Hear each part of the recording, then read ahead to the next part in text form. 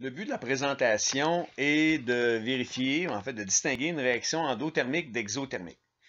Donc, prenons une réaction chimique fictive A plus B qui donne C plus D. C'est une réaction exothermique. Cette réaction-là dégage donc de la chaleur. Donc, utilisons des synonymes. Dégage de la chaleur, produit de la chaleur. En fait, c'est des synonymes pour une réaction exothermique. Ce qu'il faut comprendre, c'est que la chaleur se place à droite dans l'équation. La réaction produit de la chaleur.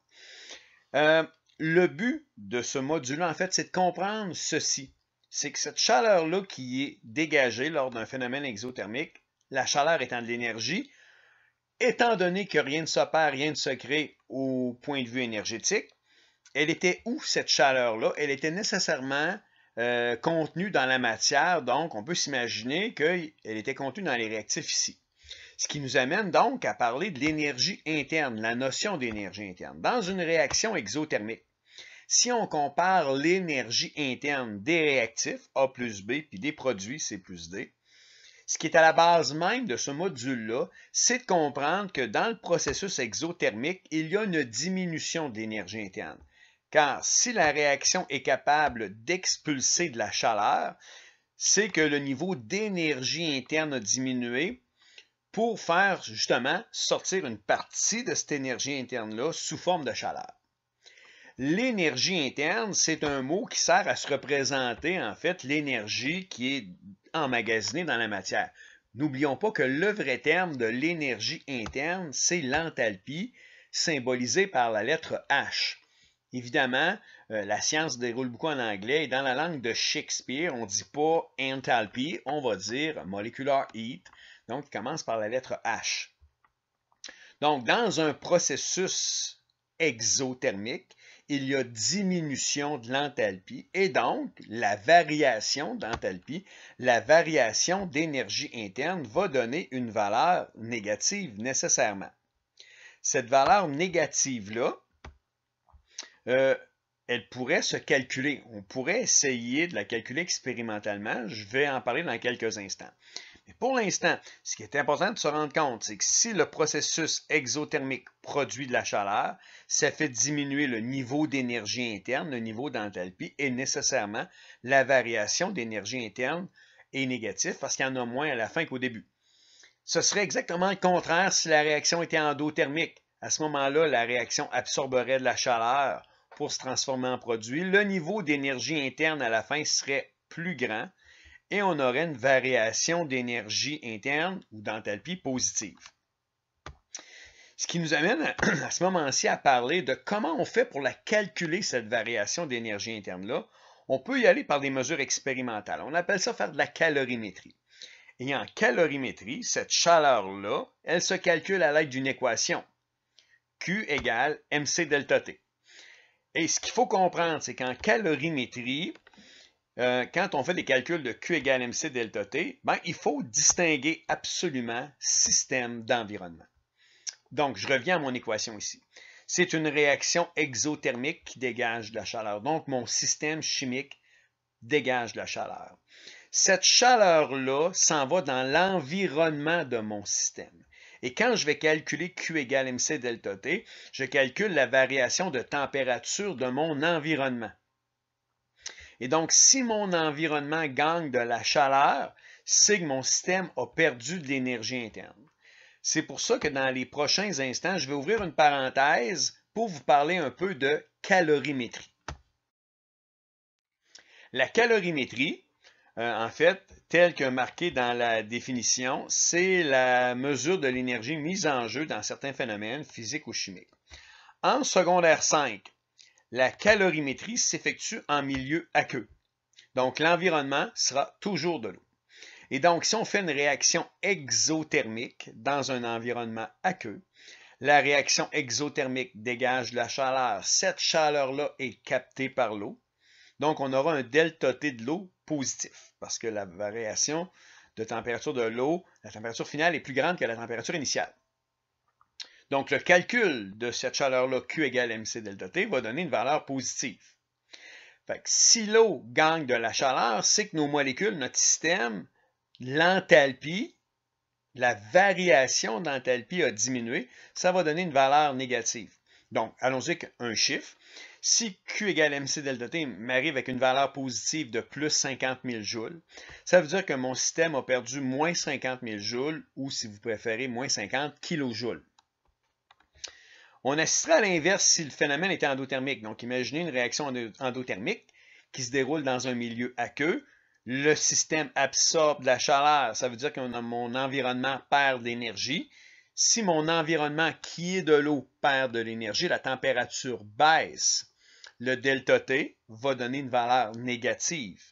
Q égale MC delta T va aussi donner une valeur négative. Donc, si l'eau perd de la chaleur, ça veut dire que mes molécules ont gagné de l'énergie interne. C'est ça qu'on appelle faire de la calorimétrie. Maintenant, revenons à la notion d'enthalpie, donc d'énergie interne. Donc, toute l'énergie emmagasinée par la matière, c'est ça qu'on appelle l'enthalpie. L'enthalpie se présente sous deux grandes formes d'énergie.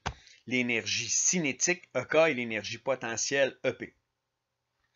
L'énergie cinétique, c'est le mouvement des molécules. Et il n'y a qu'un paramètre, qu'un facteur qui peut faire augmenter l'énergie cinétique des molécules, c'est la température. Donc, vous augmentez la température, vous savez que vos molécules vont bouger plus, les molécules auront plus d'énergie cinétique. Que le mouvement des molécules, en fait, il y a trois types de mouvements fondamentaux, la vibration, la rotation, la translation. Si on compare l'état solide où il y a seulement de la vibration, bien, quand on est à l'état gazeux, bien là, on a ces trois types de mouvements-là présents au niveau des molécules, vibration, rotation, translation. Ce qui est peut-être plus difficile à comprendre, c'est la notion d'énergie potentielle, d'énergie cachée, parce qu'historiquement, c'est comme ça qu'on appelait l'énergie potentielle, c'était l'énergie cachée. Allons voir, elle est cachée où, cette énergie-là. Donc, l'énergie potentielle est cachée dans toutes les formes d'attraction qui existent au niveau de la matière. Donc, on parle de forces d'attraction qui vont générer à certains moments de simples attractions faibles jusqu'à de fortes forces d'attraction. L'énergie potentielle. Allons-y, je vous dirais, dans un ordre croissant de forces potentielles. Le premier type d'énergie potentielle qu'on rencontre, c'est l'énergie potentielle intermoléculaire. Donc, ce sont simplement des petites forces d'attraction entre les molécules. Puis, un exemple que je peux vous donner pour comprendre cette notion-là, c'est prenez un cube de sucre. Un cube de sucre est constitué de millions et de millions et de millions de molécules de sucre. Comment se fait-il que des millions et des millions de molécules de sucre peuvent tenir sous forme de cube? Bien, tout simplement parce que les molécules entre elles peuvent s'attirer un petit peu légèrement. C'est léger. La preuve, c'est qu'il suffit juste de toucher un cube de sucre pour qu'il commence à se désagréger. Parce que les forces qui relient les molécules entre elles sont faibles. Ce sont des forces intermoléculaires. Il existe des ponts hydrogènes, des liaisons de Van der Waals, il y en existe d'autres, mais ce sont tous des interactions qui sont relativement faibles. L'énergie potentielle intermoléculaire. Où il y a plus d'énergie maintenant exploitable, en tout cas pour les chimistes, c'est au niveau intramoléculaire, donc à l'intérieur des molécules. Et c'est quoi qu'on retrouve à l'intérieur des molécules? Ben, c'est des atomes qui tiennent ensemble à l'aide des liaisons chimiques. Les liaisons chimiques, ça représente souvent 90% et plus de l'énergie d'une molécule. Et si on compare ici ces deux molécules-là, on constate que celle-ci comporte plus de liaisons que la première. Donc, s'il y a plus de liaisons, elle risque d'avoir un plus grand potentiel énergétique. Et quand on arrive en plus à briser facilement une liaison chimique, c'est encore une molécule dont l'énergie potentielle est encore plus facilement exploitable. Comparativement à cette molécule-là ici, qui est reliée, ces deux atomes-là au sein de cette molécule-là par une liaison double, c'est probablement une énergie potentielle qui va être plus difficile à exploiter. Toujours est-il qu'il y a de l'énergie potentielle entre les molécules, à l'intérieur des molécules intramoléculaires. Il existe d'autres formes d'énergie potentielle cachées plus profondément dans la matière. Donc, où dans la matière? À l'intérieur des atomes même. Donc, la force qui retient les protons puis les électrons autour du noyau, c'est une force qui est forte, qui est très peu exploitée en chimie parce que les électrons internes sont très retenus par le noyau, mais il s'agit d'une force potentielle considérable. Et ce qui est encore plus considérable que ça,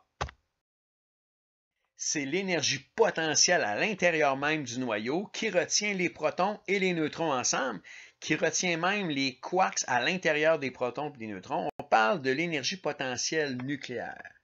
Et quand on arrive ne serait-ce qu'un peu à exploiter l'énergie potentielle nucléaire, ben à ce moment-là, il y a énormément de chaleur qui peut être dégagée d'un phénomène nucléaire.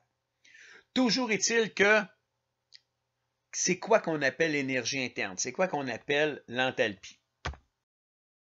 En fait, c'est tout ça. Hein?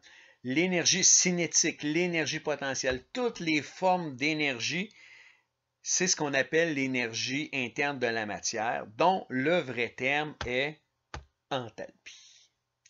Fin de la présentation.